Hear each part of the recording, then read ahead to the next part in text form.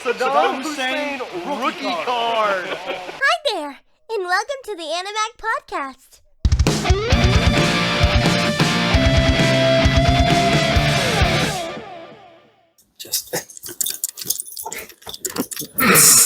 Hey, what is up, everybody? Welcome back to Animag, the number one anime podcast on the planet, baby. I'm your host, Asylum, sitting here with Zay. And you might be noticing we have microphones. Well, He's got a spatula. It's all we could afford for our portable podcast setup. After we bought these PSAs, We went to Collecticon, and we went broke after buying these PSAs. Animag is going bankrupt. We got We're selling the site. we technically got 6 PSAs and 1 GSA. Bro, there's just a story behind this But one. never mind, we It's got wild. 7 PSAs and 1 GSA. 4, 5, 6, 7 PSAs. Yeah. And then 1 GSA. No, we have 8 because the slab is a PSA. Oh, really? Yeah, that's graded. Wait, oh shit. Well, we got 8 PSAs and 1 GSA. I'm gonna say that this con, not a scam. Definitely not. We scammed the con. We scammed the con. It's like we were saying earlier, though. People that go to this one are collectors, so it's kind of risky for you as a vendor to go and try to scam everyone out there. Mm-hmm. And we got to meet Sean, the guy who did the voice for Goku. Sean Shamel. Sean Shamel. I couldn't remember his last name. I think it's so. Shamel or Shkamel. No, Shkamel. It's probably not Shkamel. It's probably Shamel. My only thing with him is he needs to update his banner. For his voice acting banner. He does look kind of old. We're standing in line and I'm like, wait a minute. Look at this picture. And I'm like, this guy's been voice acting since the 90s. How does he still look so young? Is he a fucking vampire? Yeah. Or something? And then he walks out and I'm like, oh, it's just an old picture. Yeah, it's an old picture. Probably edited an old picture. Yeah. Oh, yeah. This is probably when he first started voice acting. And look, you got the most 6 from him. You got 4. Yeah, I got the Super Saiyan Goku. I got the King Kai, the Rose, and the UI Goku. Bruh. And then, like, it's kind of hard to see. We're going to have pictures and videos and shit up on the site, too. But this one was signed with a special, like, silver Sharpie pen. And it reflects. It's chrome. It's fucking chrome. Yeah, and it lights up on the light, so it looks lit when you're, like, holding it. That looks so good. I'm so glad he did that. I got this one right here. The one cool thing about Sean is that he pretty much picked the colors for the hairs and shit. Yeah, so like if you got UI Goku, he'll give you like a silver marker. If you got a Super Saiyan Goku, he'll give you a yellow fucking marker. Yeah, I did the blue haired, and he signed it in blue. Which I'm not gonna lie, if he would have just signed it in black, it would have made me not want it as much as I wanted now. Yeah.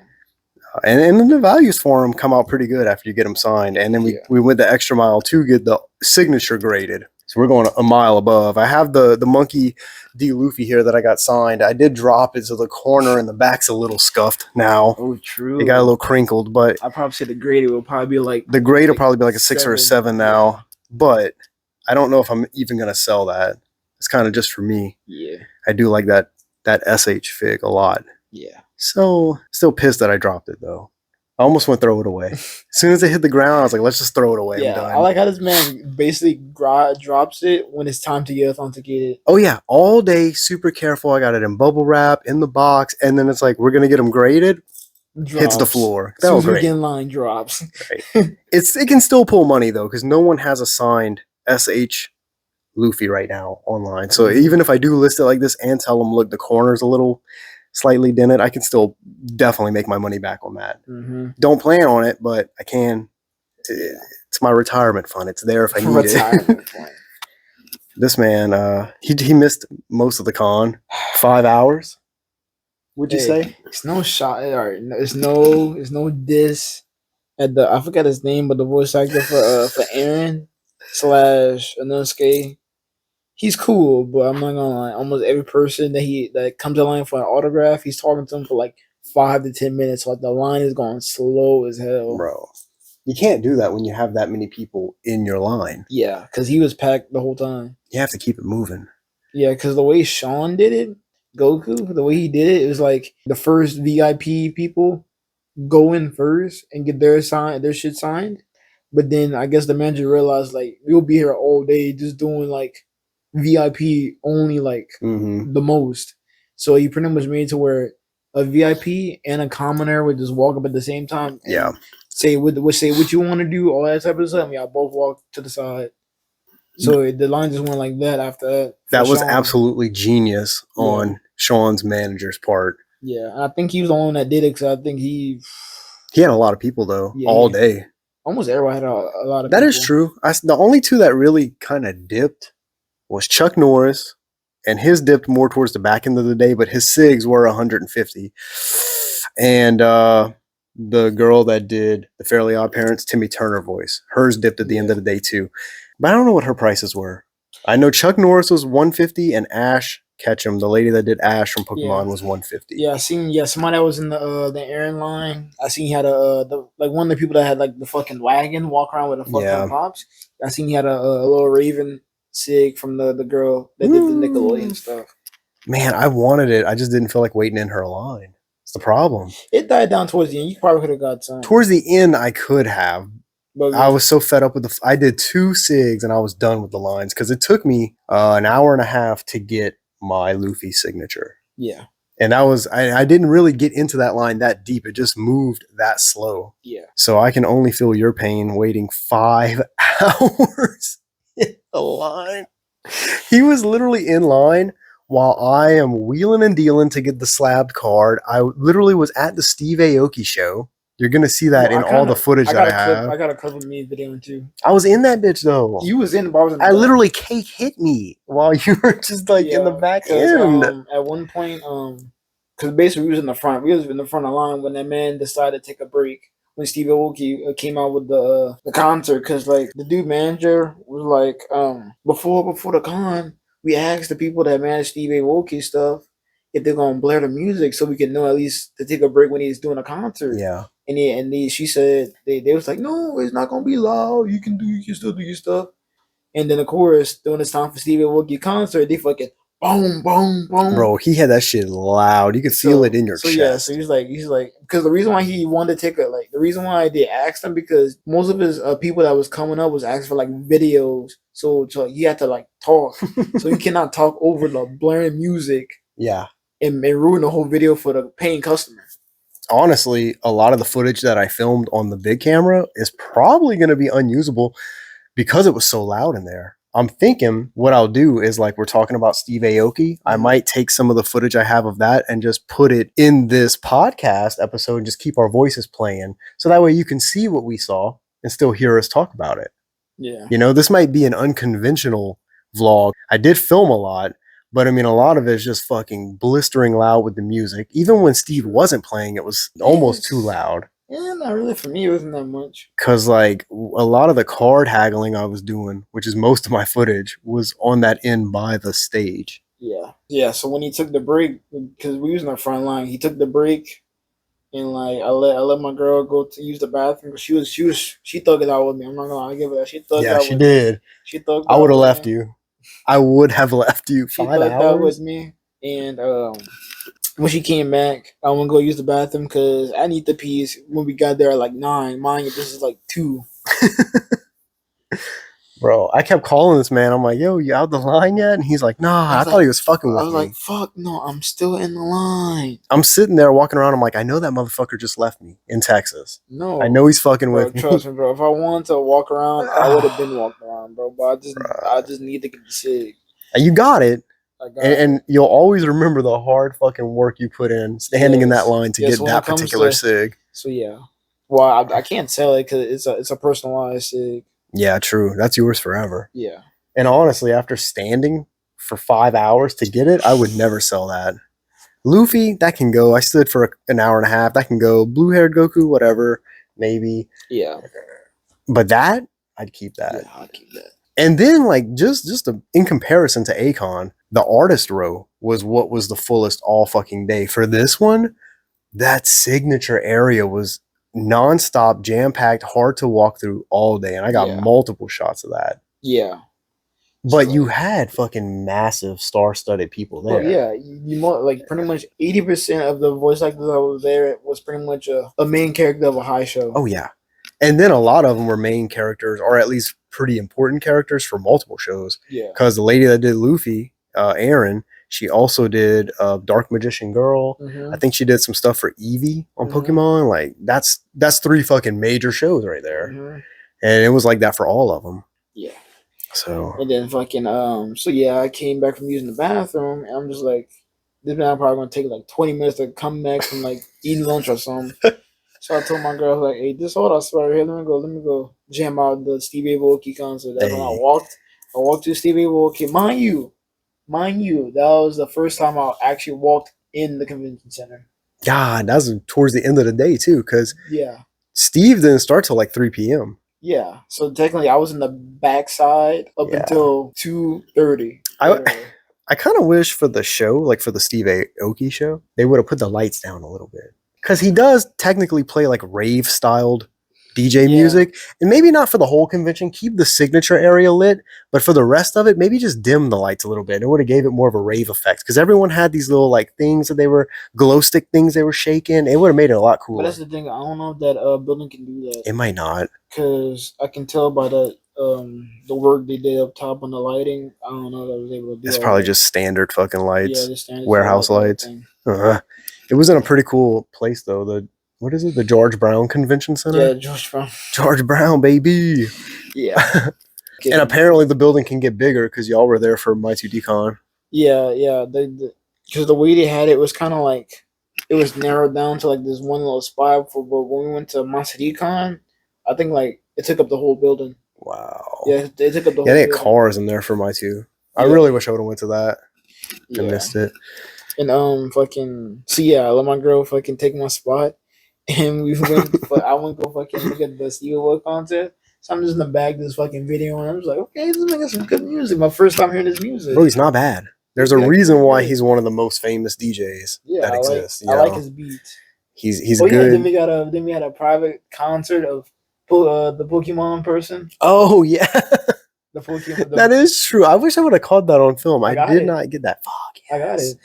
Yes, because I heard it and I was like, "What is that?" And then I looked and I was like, "Whoa, he's actually singing it." Yeah, the person that made probably not made it, but just sang it. Yeah, sung the theme Pokemon song, the theme song, like the famous one. Yeah, we pretty much got a private concert from him. Dude, that guy, I should have got something from him signed because no matter what you did, you paid him $50. You're gonna get a signature, guaranteed for free, a selfie with him, and included in the $50 a autographed Pikachu card.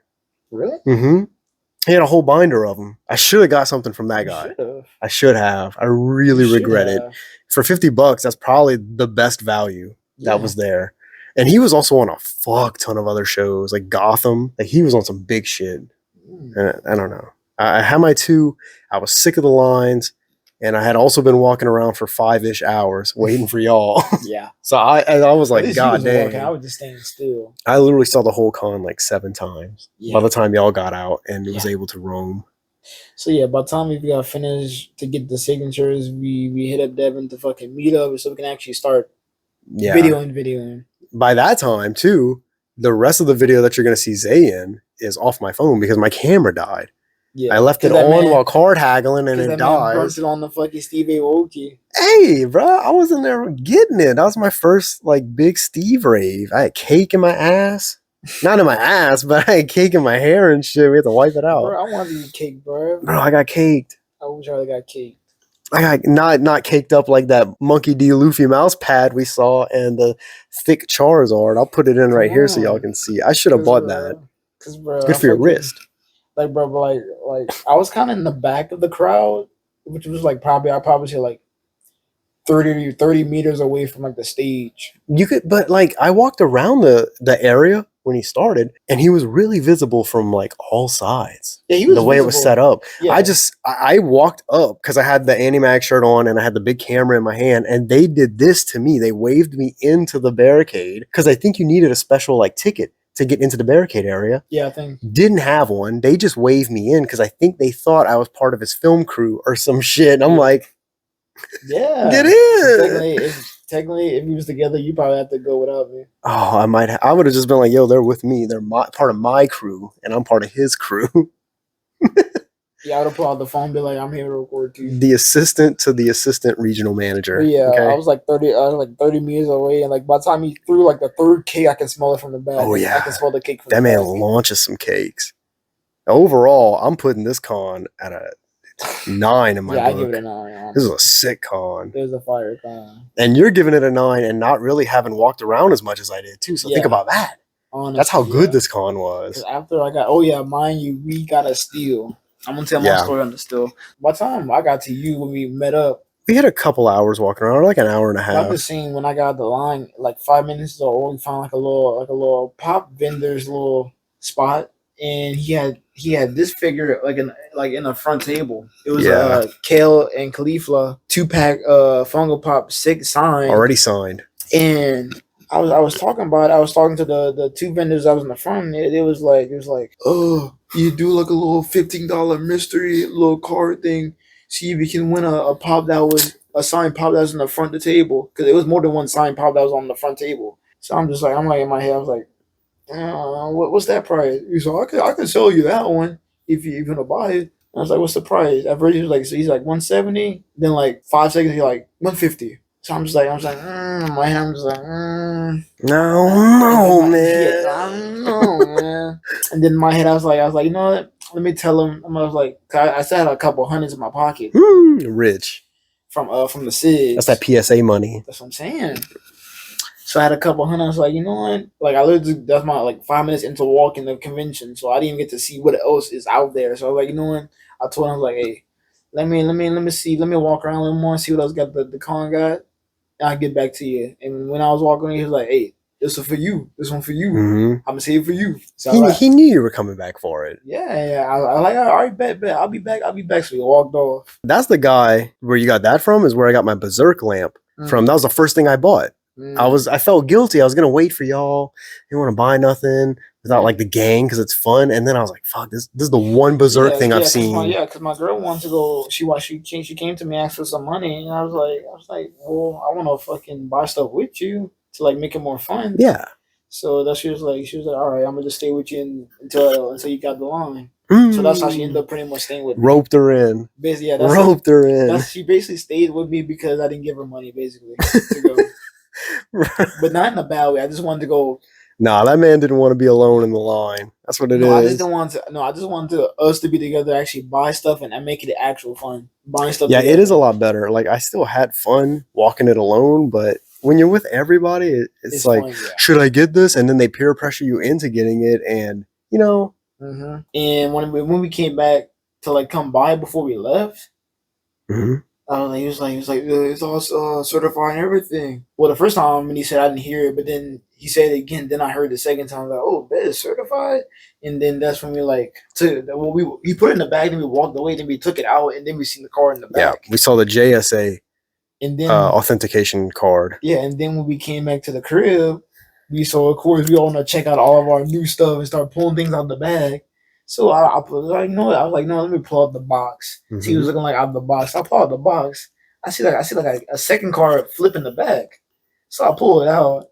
I see a GSA and a PSA card certification. I was like, oh shit, it's double certified. Got both signatures authenticated on that one. Literally.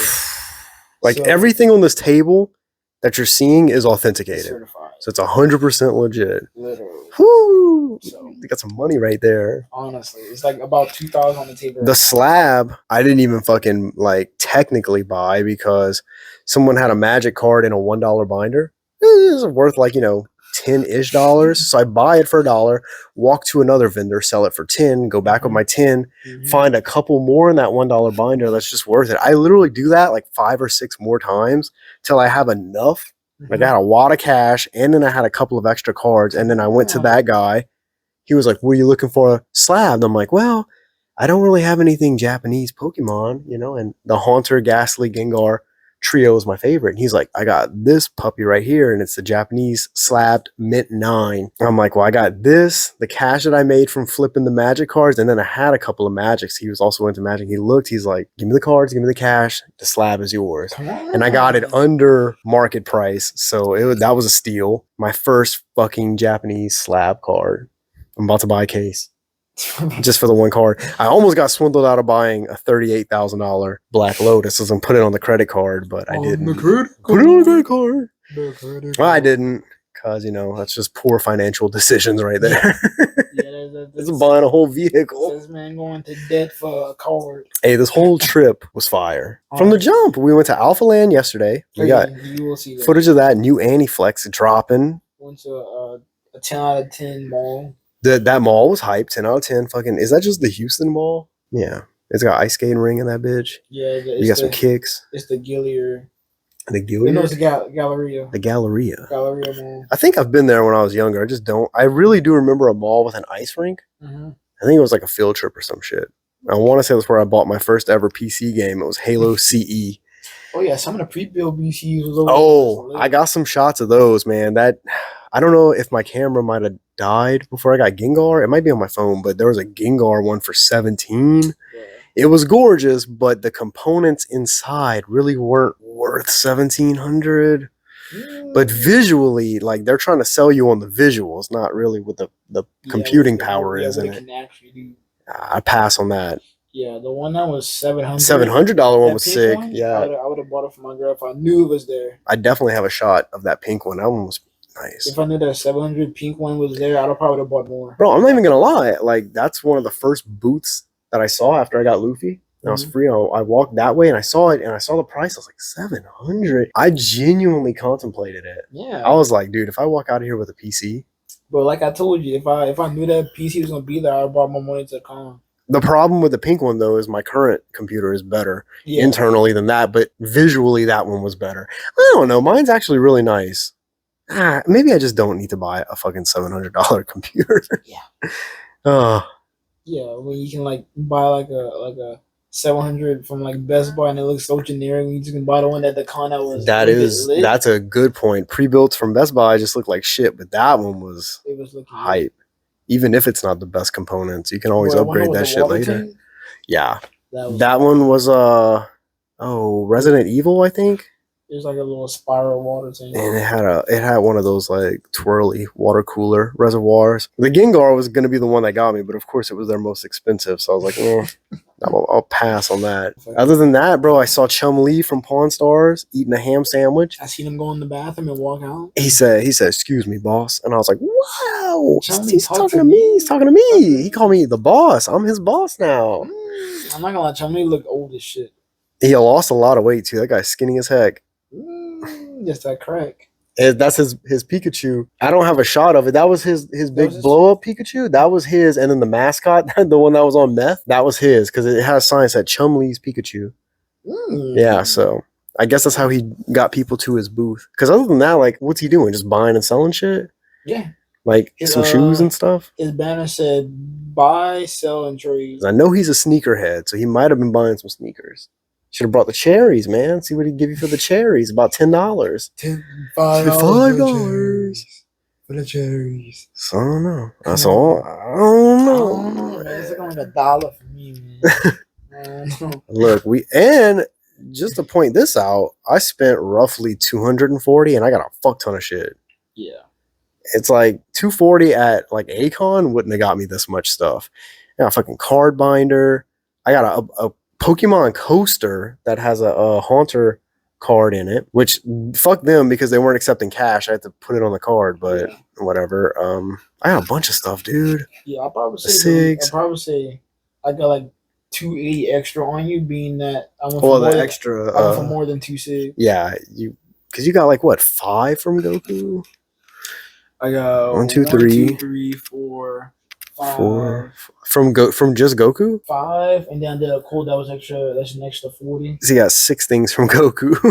It was 200 altogether for him. You. No, for Goku it was 240 because you gotta pay extra 40 for a code. I did a code for the wow. The shit, and then the Aaron I did 2 plus a code, and I paid like 100 because if you want to add a code, it's like $20. Oh my god, so bro! That's what 340 for just like signatures. So yeah, we're in the wrong business. We got to stop podcasting, get serious about voice acting, and then start fucking selling our cigs at cons, bro. I'm charging like $600 a signature.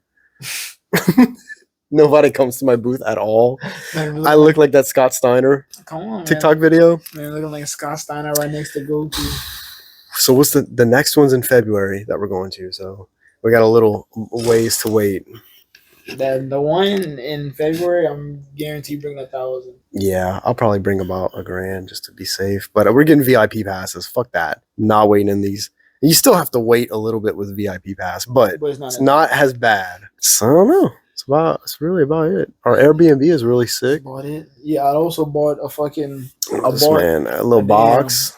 A DB Super little card DB game. Super card game. I bought the cards because I always wanted to buy the cards. It's like just for fun. Well, like, now you got a. I mean, dude, now you got a solid collection started. Yeah, honestly.